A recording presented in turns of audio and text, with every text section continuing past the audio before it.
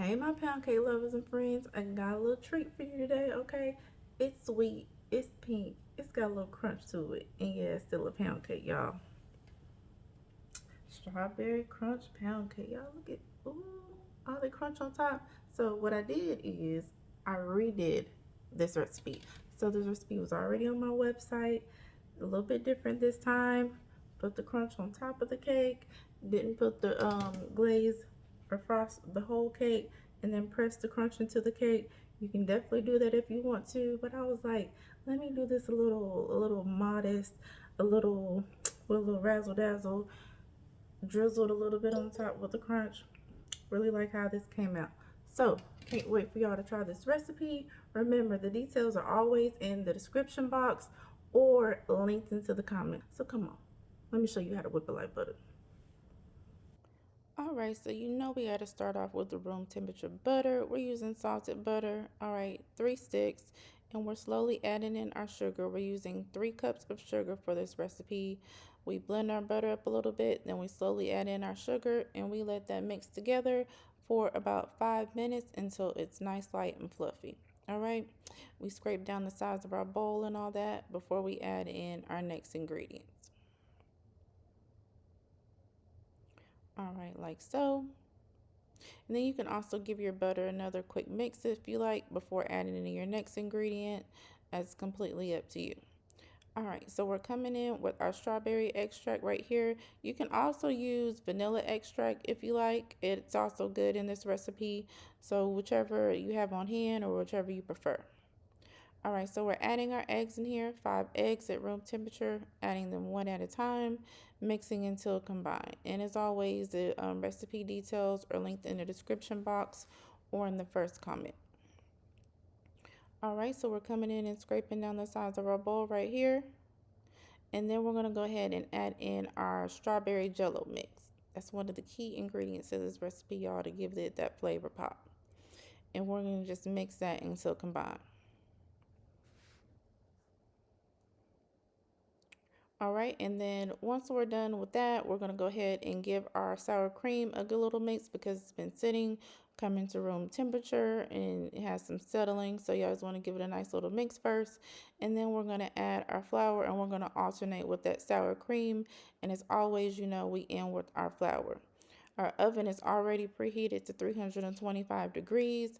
We're going to bake this cake for an hour, 15 minutes, or y'all until it's done. Time is relative, so every oven bakes different. Sometimes every cake bakes different, so make sure you do your toothpick test, the test for doneness, before you go ahead and say, hey, you know, I'm good. I'm going to go ahead and let this cake cool. All right, we're giving this a nice little last mix here. And then we're gonna go in with a nice hand mix. You see we still have some flour and all that on the sides of the bowl. Mix on the side, mix on the bottom. Y'all see I was all into this right here. Facial expression and everything. All right, give it a nice mix. That spray was getting me, but you want to spray the hell out that pan. I came in with my pastry brush just to even out the baking spray, all right, and then pour your batter into the pan. What happened to that footage? I don't know, but y'all know how I pour my batter into the pan in 2 layers. All right, once it comes out of the oven, we're gonna let it cool in the pan for about 10 minutes before we flip that thing over. It's all nice, pretty, and brown. So here we are with our cookies, and we're gonna give them a nice little crush. So I'm using the bottom of a mason jar. Use whatever you like. Coming in with my fingers as well because I don't want it to be like mush. I don't want it to be super small, but I do want them to be a nice smaller size. Okay, then we're coming in with the remainder of our Jello mix. So we use half for the cake, and we're using the other half for our crunch topping that we're making. All right, give that a nice little mix, and then you can go ahead and add in your melted butter. So I end up using all this butter, you know, a little extra sometime. I added it in 2 parts, but just adding your butter, that gives it that nice pop of color. And once you're done with that, you can just set it to the side.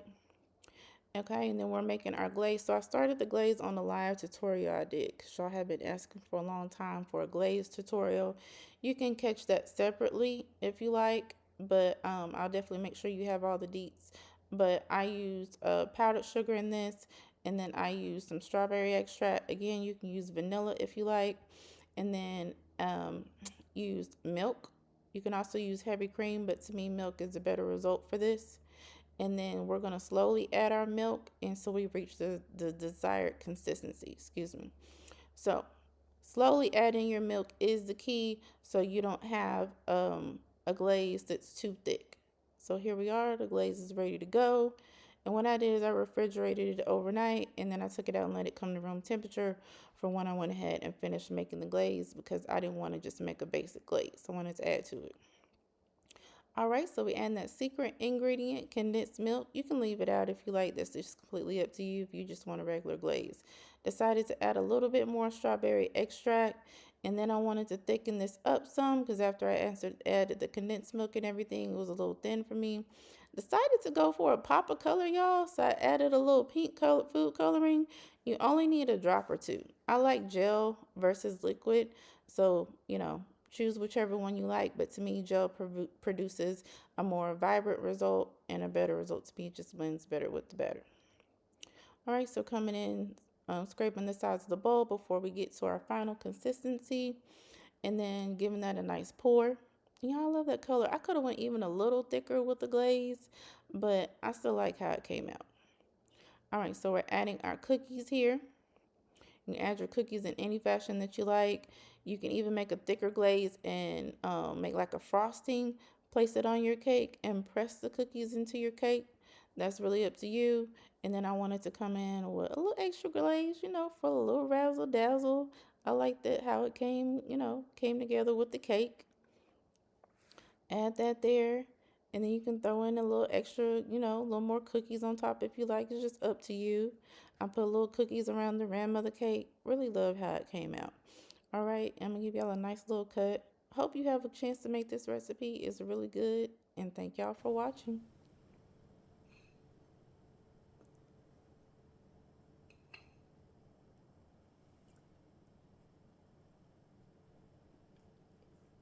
And now it's your turn to whip it like butter.